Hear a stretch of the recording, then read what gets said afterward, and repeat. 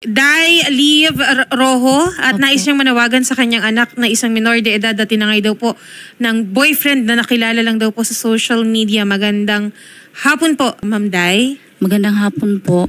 Yung anak mo na si Daylin Joy, ilang taon? 14 years old. 14 years old, nag-aaral. Sana ngayon po kaso tinangay po siya eh.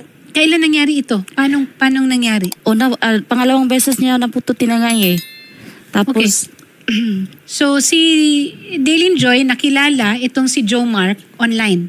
online lang po. Tapos nagkaroon sila ng face-to-face na meeting. Opo. At sinasabi mo na hindi ito ang unang pagkakataon. Hindi 25 po. years old si Joe Mark, 14 si Joy.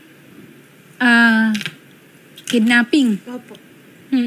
Krimen, isang criminal act ito. The first time na nangyari ito, bumalik kusa si Daylin? Hindi po, dinala niya po dito sa Tarlac kasi Mindanao po kami.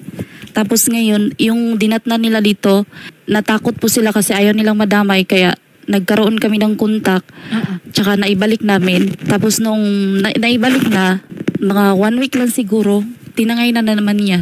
Nakauwi kayo ng Mindanao. Taga-diin man mo. Taga-Digos. Taga-Digos. Opo. So, naibalik ninyo ng Digos si Daylin. O naibalik po.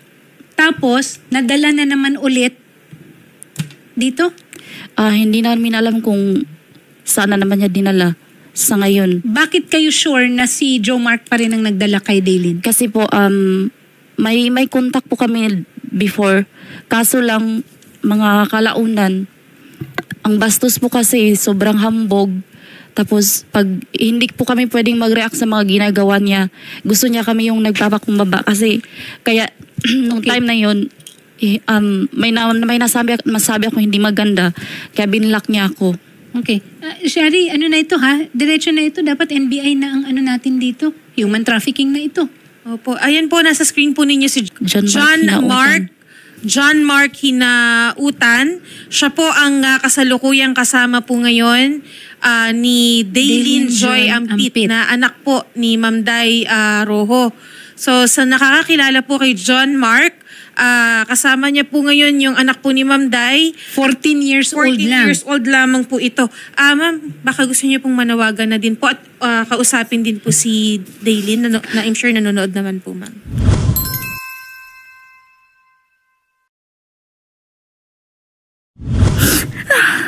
Nakong, sana bumalikan na.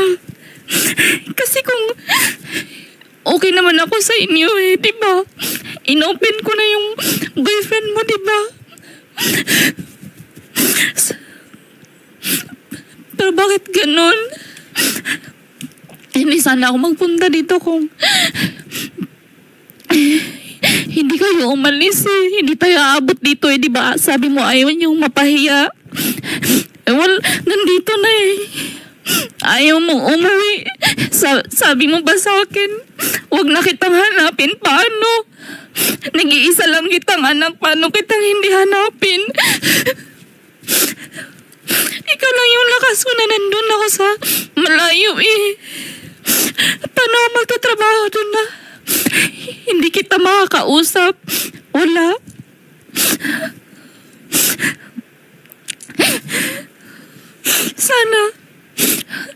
Sana bumalik ka na. Magkumunta ka man sa akin. Tawagan mo ako. John Mark, di ba? Naging mabait ako sa'yo. Pinagbigyan kita. Tinanggap kita. Pero anong ginawa mo, binastos mo ako. Sobra-sobra. Tinapakan mo yung pagkatao ko. Nilait mo yung trabaho ko.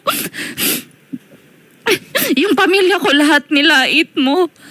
Ngayon, lagi mo ko hinahamon na pupunta ako dito. Ngayon, nandito na ako. Ibalik mo na yung anak ko kasi pag hindi mo binalik yan, ipakukulong talaga kita. Okay. Shari, I think ito, kailangan na natin itong, there has to be an agency involved, no? So, NBI, para sa akin, NBI would be a proper agency kasi inter-province, inter-region, di natin alam kung nasaan eh. Yung investigasyon dapat medyo mas malawak, including on the cyber world. May ano pa yan, ma'am, may pinost pa yan sa social media na naka-half body yung anak ko. Jesus ko, Lord. May ebidensya po ako, ma'am. Okay. So, kunin natin yon. Wala na tayong oras. Tulungan natin. Okay lang naman po, attorney. Siguro din, attorney, bilang isang nanay, ano po yung maipapayo niyo din po kay ma'am? Since 14 years old lamang po. Yes, 14 years old, ano?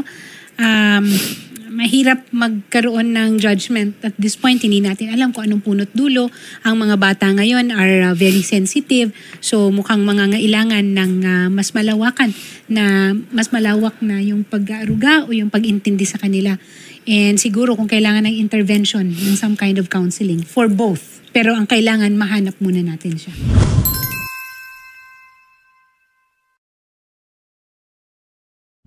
Siguro po panawagan na rin kay John Mark Hinautan, yung kasama mong si Daylin Joy Ampit ay 14 anyos lamang. Yes, menor de edad. Kapag hindi mo ito ibinalik sa kanyang nanay, mapipilitan kaming tulungan si Ma'am Day na magsampa ng kaso laban sa'yo. Ano po yung pwede nating ma-file na kaso? Dami.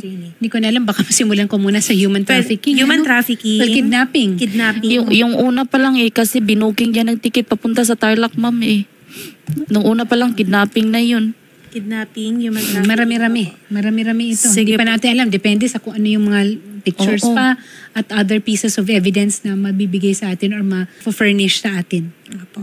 And sa mga nakakita po kay John Mark Hinautan and kay Daylin, ipagbigay alam na lang po sa pinakamalapit po na police station or sa barangay para po maitawag sa amin. And ikaw, John Mark, kung gusto mo naman, ibigay mo na lang mismo, idiretso mo mismo sa barangay, pinakamalapit na barangay nila Daylin, at magkaroon kayo ng proper turnover ni Daylin. Okay? Sige po, ma'am, ipagbibigay alam din po namin sa inyo, ma'am, once po magkaroon kami ng feedback kay John Mark and kay Daylin, ma'am. Paano po yan, ma'am? Hindi po kasi ako taga rito, taga Mindanao ako. Opo. Matutulungan ka naman. Matutulungan pa rin. Mag-stay po ba ako dito hanggang matapos or kailangan Sige po po, umuwi? i-coordinate natin sa Pag-uusapan kanila. po. Sige